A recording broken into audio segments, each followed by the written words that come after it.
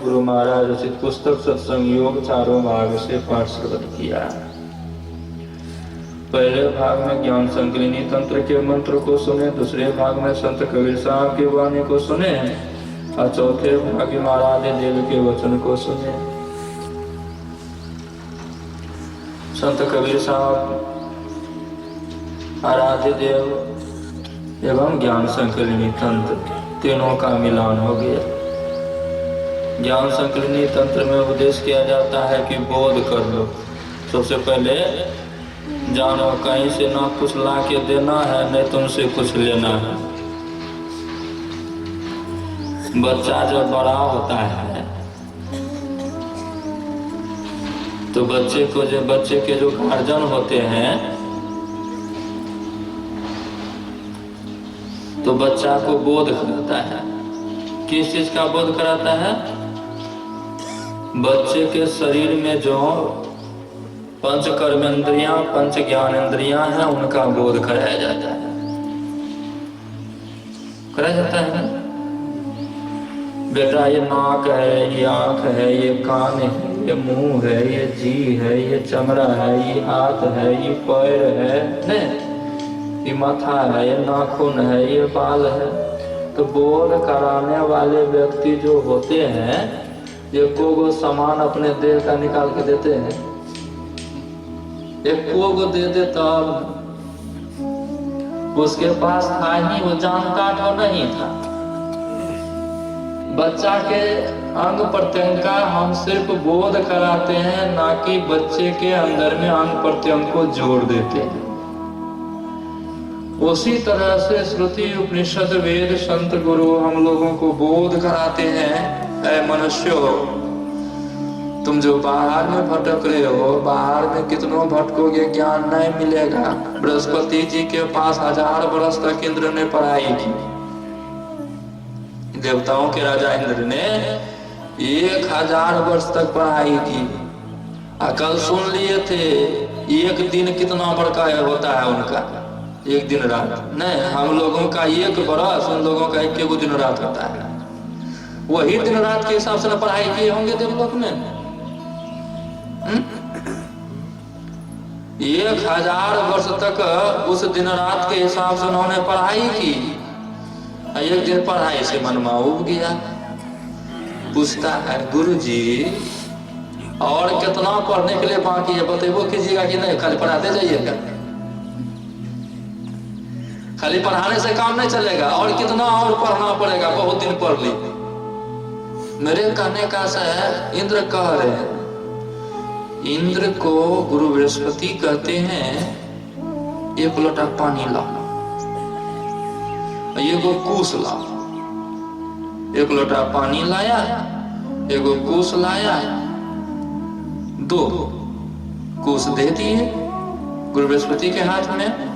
कूस को लोटा में डुबा दिए और डुबा करके छीट दिए। का समझा? नहीं, जितना को कूस से निकाल के पानी छीटे उतने को भी सिखा है, इतना को बाकी है। 1000 वर्ष तक तूने पढ़ाई की, मात्र बूंद भर विद्या तूने अर्जन कर पाई है। अभी पूरा लोटा सीखने के लिए बाकी है। कितना दिन में सीखना होगा? जैसे तुम सीखना चाहता वैसे तुम कभी नहीं सीख पाएंगे। जिस हिसाब से तुम विद्या का अंत करना चाहते हो, उस हिसाब से तुम कभी विद्या का अंत नहीं कर पाओगे। अगर सारी विद्या की जानकारी चाहते हो तो अपने तई के अंदर धसो। तुम्हारे शरीर के अंदर में विद्या है, ये शरीर विद्या की खान है। मनुष्य का मस्तिष्क अक्षोर पुस्तकालय है स्वामी विवेकानंद।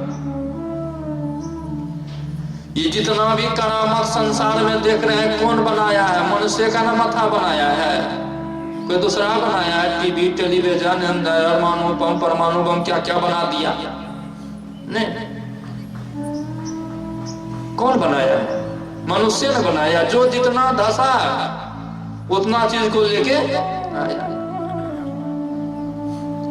लेकिन बाहरी वस्तु को लेकर के आया, बाहरी चमत्कार दिखला, इससे काम नहीं चलने वाला। ऐसा धसो अपने अंतर में जो हीरा स्वरूप परमपिता परमात्मा, उसको प्राप्त कर लो।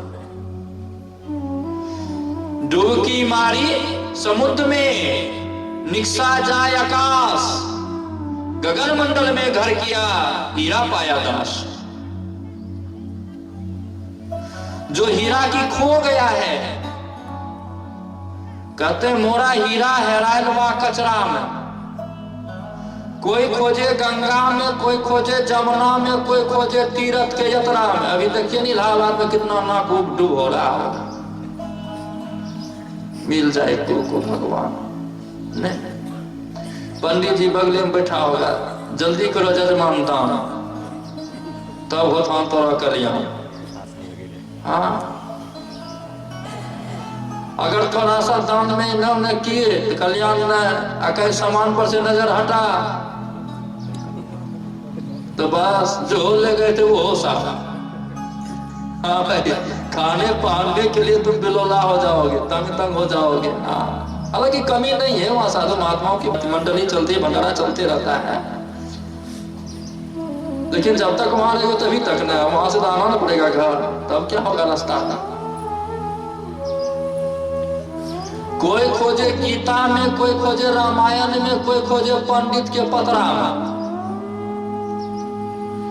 कोई गीता में खोज रहा है, कोई रामायण में खोज रहा है, कोई पंडित जी के पतरा में खोज रहा है हीरा को मिलेगा नहीं मिले। कोई खोजे मंदिर में, कोई खोजे मस्जिद में, कोई खोजे पर्वत के कंदरा में।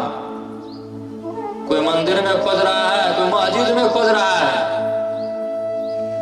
कोई पर्वत के गुफा में जाके बैठ करके खोज रहा है। मिलने वाला है। गुरु महाराज जहाँ साधना किए गुफा घाट की गुफा में, गुरु महाराज से जाने के पहले वहां कोई ढोंगी साधु घर कर लिए थे। उससे पहले चोर बदमाश का अड्डा था तो गुफे ना, जो जिस तरह का जिसके पास जैसा विचार था उस हिसाब से उस गुफा का उन्होंने यूज किया। चोर धन छिपाने का यूज किया, चोरी करने में उसका इस्तेमाल किया।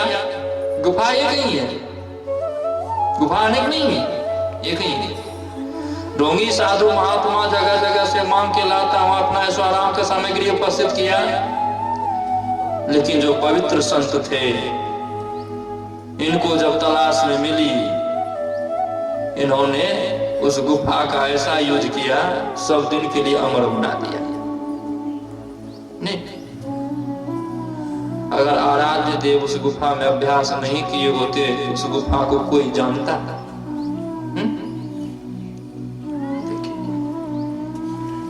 तो नहीं मिलने वाला है। अपने मन मस्तिष्क पे जाइए। धर्मदास ये कि हीरा पाया बांध लिया खुटचरा में, कहे कबीर सुनो भाई साधु, हीरा पाया बड़ा रगड़ करना पड़ता है, तब वो परमपिता परमात्मा स्वरूप हीरा मिलता है। उसके लिए पहले विद्या को जानो। विद्या कहाँ जाकर के हम संपूर्ण विद्या को प्राप्त करेंगे? ये शरीर के अंदर में संपूर्ण विद्या है।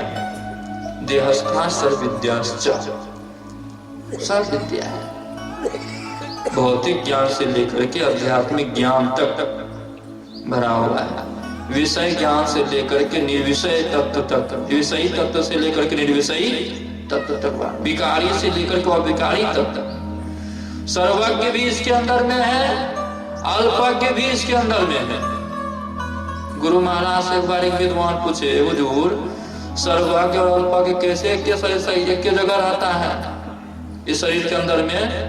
तो गुरु महाराज क्या कहते, तुम्हारे पेट में जोंक रहता है तुम भी रहता है, तुम्हारे पेट में जोंक रहता है तुम भी रहता है, और तुम लेक्चर देता है जोंक को लेक्चर नहीं देता है, कैसे तुम दोनों रहता है? कितना सरल उदाहरण है। जोंक कीड़ा है, हमारे पेट में रहता है, जिसपे केतरी रखी हुई, आंत रखा हुआ है। वो जिंदा जीव है, को लेक्चर देता है, को आवाज उसका सुनते हैं। वो भी शरीर के अंदर में रह रहा है, तुम भी शरीर के अंदर में रह रहा है। कैसे रहते हो? जैसे तुम और तुम्हारे शरीर में जोंक दोनों जैसे रह रहे हो उसी तरह से जीवात्मा और परमात्मा दोनों इस शरीर के अंदर में विद्यमान है। सरल उदाहरण जो कि सर्वसाधारण समझ जाए।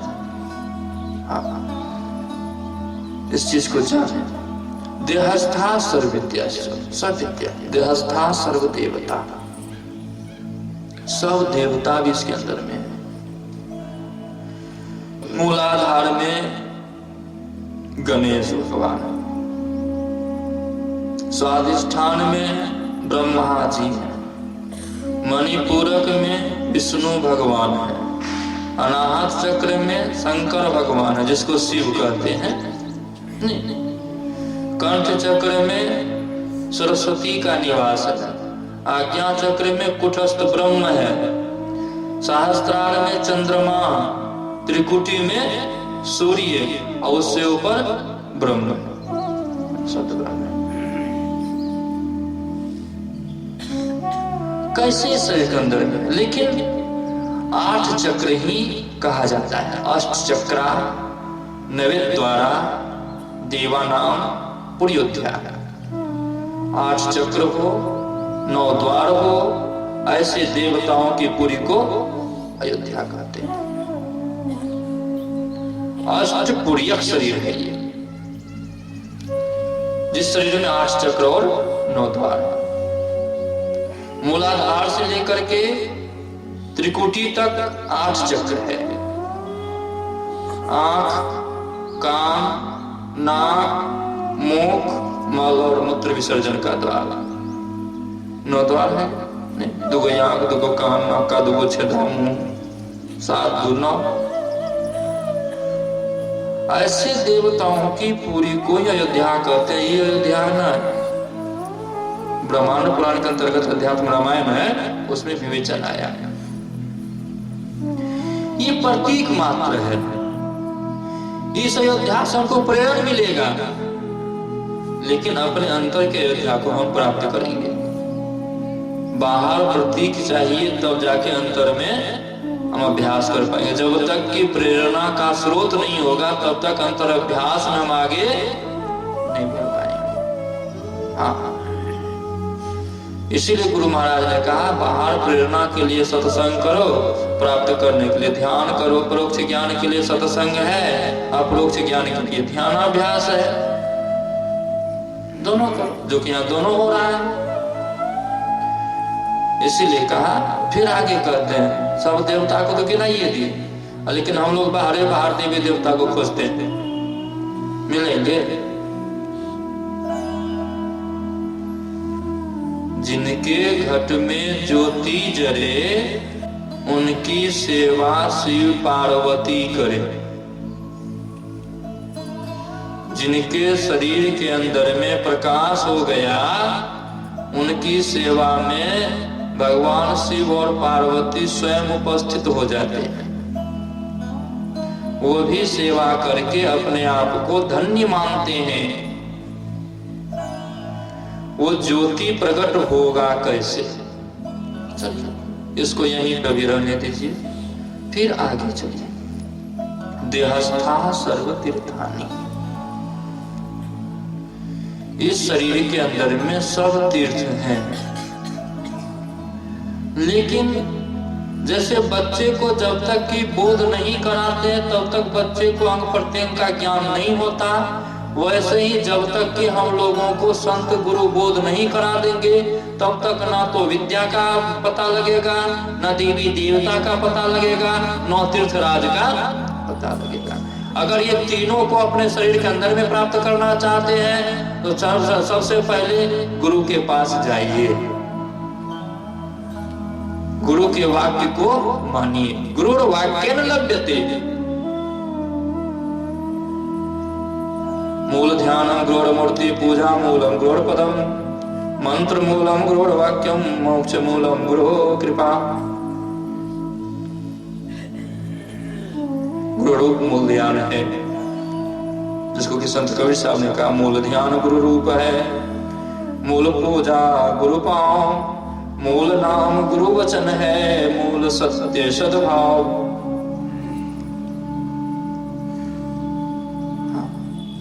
मतलब अगर सबको प्राप्त करना चाहते हो, गुरु वाक्य को मानो। गुरु कहते हैं संत सदगुरु का ध्यान करो। नहीं, जब तक कि ध्यान नहीं करोगे तब तक एक बिंदुता की प्राप्ति नहीं होगी, और जब तक कि एक बिंदुता की प्राप्ति नहीं होगी तब तक वो नाम मिलने वाला नहीं है। और जब नाम ये नहीं मिलेगा तो मोक्ष कैसे प्राप्त करेंगे?